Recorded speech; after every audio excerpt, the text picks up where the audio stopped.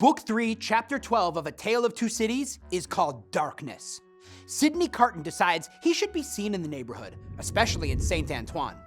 First, he has a meal and rest. Then he wakes up at 7 p.m., 2 hours before he must meet Dr. Manette at Tellson's bank, and goes to the Defarge's wine shop, where he finds the Defarges, the Vengeance, and Jacques III in conversation over a drink. Ordering a glass of wine, Madame Defarge remarks to the others how much Carton looks like Evermond. Carton pretends to be struggling to read a Jacobin newsletter, while actually eavesdropping on the Defarges' conversation. Madame Defarge wants complete extermination of the Evermond family, but Monsieur Defarge wants to stop at executing Darnay because this doctor has suffered much. Then Madame Defarge admits something to Jacques III and the Vengeance that she told her husband on the night he brought home the doctor's paper from the Bastille. That peasant family so injured by the Evermond brothers is her family. Carton leaves, asking Madame Defarge for directions to the National Palace. As she raises her arm to point the way, he considers stabbing her beneath it, but goes on his way, stopping at the prison before returning to the bank.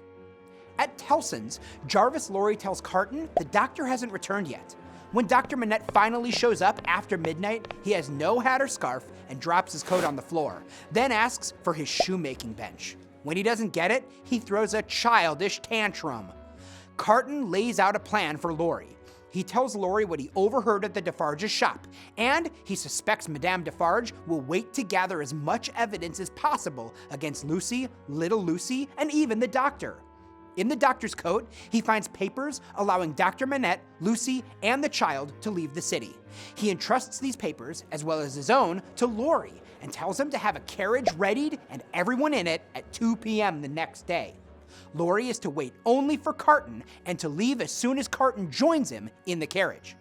Carton stands in her courtyard, sending a blessing up to Lucy's window. The reader may suspect that whatever Carton ends up doing will be self-sacrificing in order to keep his promise to Lucy. In just 2 days, Carton has completely changed Lorry's opinion of him. Before, he found him distasteful, but now he trusts him completely and does as asked without question. Both men seem to have a limitless capacity for love. The other big piece of news dropped in the conversation at the wine shop is the identity of the young girl from the peasant family, the girl who was hidden away. That young girl was Madame Defarge. Her coldness and seemingly heartless desire for vengeance on the Evermonds is explained by this revelation.